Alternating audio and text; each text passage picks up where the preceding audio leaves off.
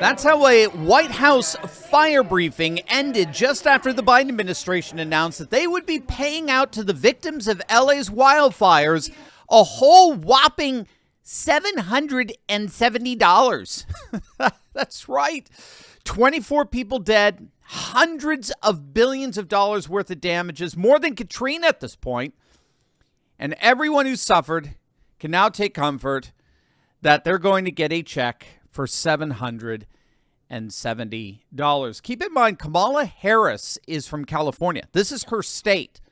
And here's what she had to say regarding the fires. And so it's critically important that to the extent you can find anything that gives you an ability to be patient in this extremely dangerous and unprecedented crisis, that you do. Think about the bullet that we dodged with that. A bullet that ironically nearly 70% of LA County voted for.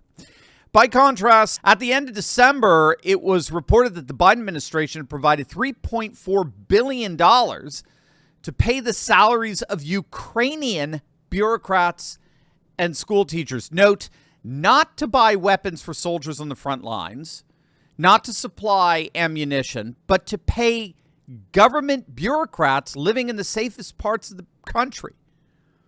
Again, we talked about this on our live stream last night, but it bears repeating. In our nation today, because of the liberal international order that took over things after the fall of the Soviet Union in 1991, when you become president of the United States, and this doesn't matter which party you belong to, when you become president or when you're sworn in as a senator like Mitch McConnell or a representative like Mike Johnson, you learn right away that you do not represent the American people or your constituents in Kentucky or in some district in Louisiana. You're not a representative. You rule the world. You're not a representative. You're a ruler. You literally rule the world through what we call the liberal international order. And as such, you as a president or senator or representative, you're more concerned now about what happens in Ukraine than you are about what happens to the residents of Los Angeles County or East Palestine, Ohio. You're more concerned about borders 10,000 miles away than you are about your own southern border. You are now in charge of the liberal international order, which means that you as president, senator, or representative are more concerned about what's happening to the Palestinians than you are about what's happening in the Palisades. And yet, the woke globalists and the legacy media are still scratching their heads as to why Trump won in a landslide. The negligence of the permanent political class over their own duties and responsibilities here at home knows no bounds. We're now learning that the Biden administration's Forestry Service canceled all of its controlled burns last fall out of worry that the agency, and by extension the White House, would be blamed if anything went wrong. According to KQED, the U.S. Forest Service directed its employees in California to stop, I repeat, to stop its regularly prescribed controlled burning, quote, for the foreseeable future, a directive that officials said was meant to preserve staff and equipment to fight wildfires if needed. However, critics at the time noted that that pause would only end up increasing long-term fire risks. And then, of course, there's Governor Gavin Newsom. We now know that he destroyed dams at the request of Native American tribes and radical environmental groups, and then he turned around and bragged about it. The Klamath River once supported one of the largest runs of salmon on the western United States. And for decades, dams along the Klamath River blocked salmon from migrating, damaging our ecosystems and hurting native communities who rely on these fish. By removing the dams, we're helping to restore salmon, steelhead, and lamprey populations, restoring, get this, 400 miles of historic spawning habitat, bringing life back to the river, supporting commercial and recreational fishing jobs, and honoring our commitments to tribal nations. Oh, and it gets worse. Not only was Newsom out there destroying dams, we're now learning that the Palisades water reservoir has been completely dry for the entire last year. This was supposed to be the water to put out the Palisades fire. This is the Santa Ynez Reservoir. It's the water supply basically for the Palisades. When they first started fighting the Palisades fire, they ran out of water extremely quickly. Wednesday, 3 a.m., they were basically out. And there's been a lot of talk on why this happened. So how long has this reservoir been empty for? Since February of last year. There was no communication from the Department of Water and Power to LAFD that there was a water supply issue. The firefighters, when they started fighting the fires, no one informed them that the reservoir was empty. This reservoir holds 117 million gallons of water. The fire department was using a water supply from 3 backup tanks, each one only holding 1 million gallons of water. They say it's closed for maintenance to repair the lid that's on top of it. I don't know a lot about reservoir maintenance, but there's literally no construction materials or vehicles anywhere in sight. Also, with a reservoir like this, you can refill it or start to refill it. So another question is, if they saw the Santa Ana winds were coming and we have this remarkably dry wet season, why was there no attempt to start refilling it back up? I know I threw a lot out there, but I think we need some answers, guys. Some real answers here. Hey, gang, are you getting the sense that globalists are gearing up for a pandemic scare after failing at the ballot box in November? Just weeks before President Trump's inauguration, California Governor Gavin Newsom declared a bird flu state of emergency, granting himself sweeping powers reminiscent of COVID-19 policies. Now, this comes after a severe case of H5N1 bird flu was reported in Louisiana.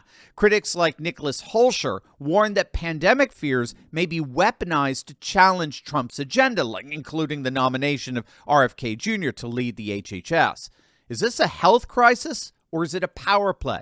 Well, last summer, Dr. Peter McCullough warned about the bird flu, linking the virus's rapid spread to gain-of-function research, now a common practice at many labs globally. Dr. McCullough urges early prevention just in case, recommending a contagion emergency kit from the wellness company. His medical board-approved solution with 5 critical life-saving medications like ivermectin, Tamiflu, a nebulizer, and hydroxychloroquine. Every household can now have access to these hard-to-get medications in the event of another pandemic. Get yours by filling out a digital intake form, and your kit arrives in 1 to 2 weeks. Don't wait until the deep state puts their plans into action. Stay ready for the unexpected. Click on that link below right now. We're now learning as well that California environmental wackos halted the LA Department of Water and Power from replacing nearly 100-year-old power line poles because it potentially damaged an endangered shrub. Yes, you heard this right, and you certainly are not going to hear it from the legacy media.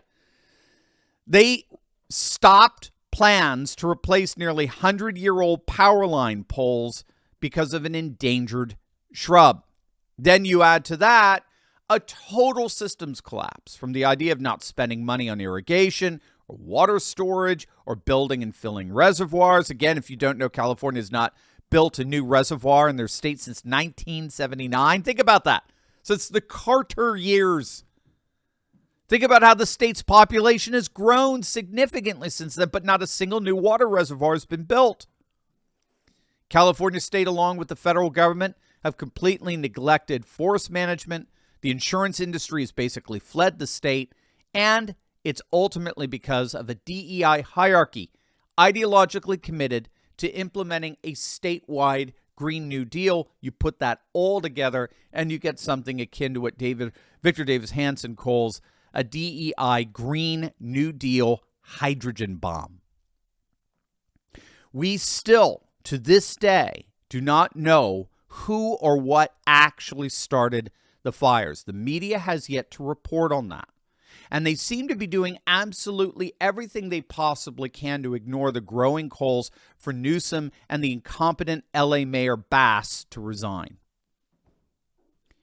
When all is said and done, what our legacy media ultimately refuses to admit is that this fire disaster is a perfect symbol of the last 4 years of the Biden administration.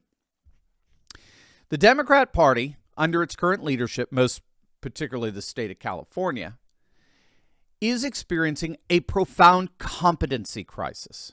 And we've talked about the role of bio-Leninism in bringing about that competency crisis.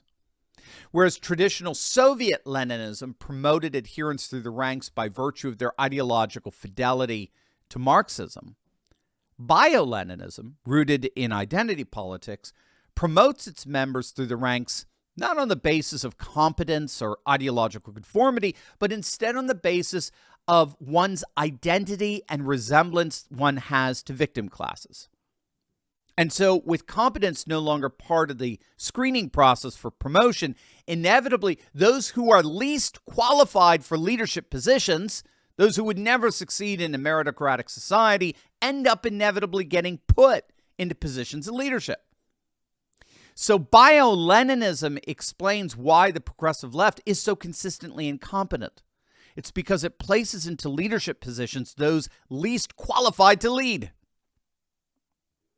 So the irony is that wokeness not only destroys everything it touches, its own inherent incompetency crisis guarantees that wokeness ultimately destroys itself. And I think that is exactly what we've seen over the last 4 years, culminating in what we're seeing here in these deadly and tragic fires in California. Many people have told me that God spared my life for a reason.